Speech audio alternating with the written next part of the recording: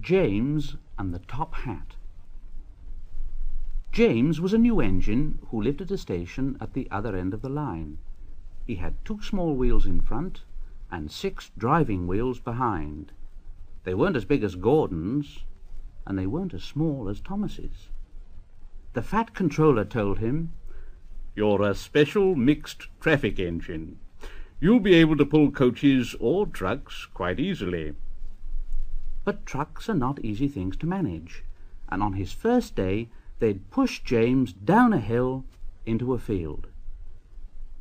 He'd been ill after the accident, but now he had new brakes and a shining coat of red paint. The fat controller was quite kind to James. "The red paint will cheer you up after your accident. You can pull coaches today, and Edward can help you." So James and Edward went together to find the coaches. Edward knew all about coaches and trucks. "Be careful with the coaches, James. They don't like being bumped. Trucks are silly and noisy. They need to be bumped and taught to behave, but coaches get cross and will pay you out." They took the coaches to the platform and were both coupled on in front. The fat controller, the station master, and some little boys all came to admire James's shining rods and red paint. James was so pleased. "I'm a really splendid engine. I'm so excited. I feel like going..." James let off steam. The fat controller, the station master, and the guard all jumped, and a shower of water fell on the fat controller's nice new top hat. Then the whistle blew, and James thought they'd better go. So they went. "Go on, Edward. Shh, shh, shh, shh. Go on, Edward. Shh, shh, shh, shh. Don't push. Shh. Don't push. Don't push." Edward didn't like starting quickly. Neither did the coaches. "Don't go so fast. Don't go so fast. Don't go so fast. Don't go so fast." But James didn't listen. He just wanted to run away before the fat controller could call him back. He didn't even want to stop at the first station.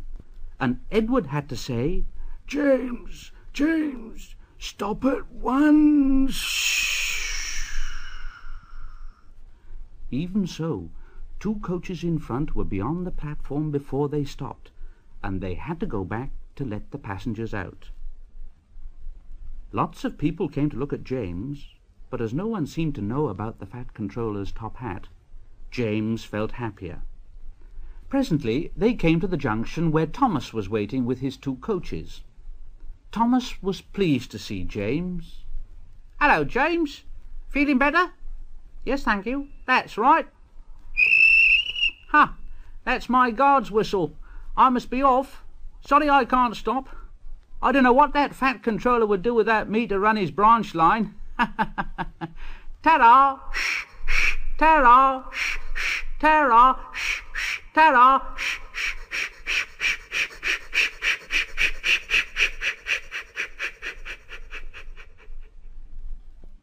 And off he puffed with his 2 coaches into a tunnel. Edward and James pulled away from the junction.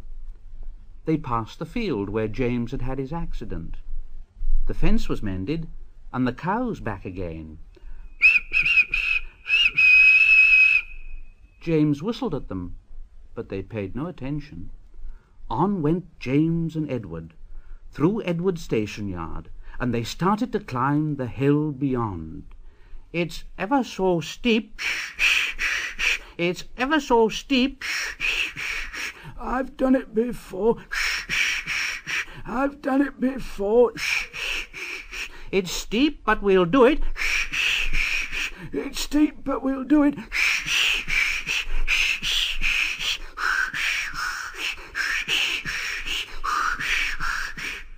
And the 2 engines puffed together as they pulled the train up the long hill. They both rested at the next station, and Edward told James the story of how Gordon had stuck on the hill and he had had to push him up. James laughed so much he got hiccups.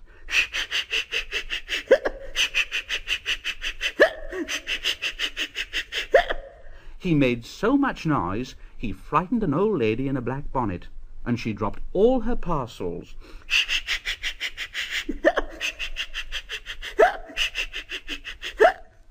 Three porters, the station master, and the guard had to run after her, picking them up. James got quieter in his shed that night.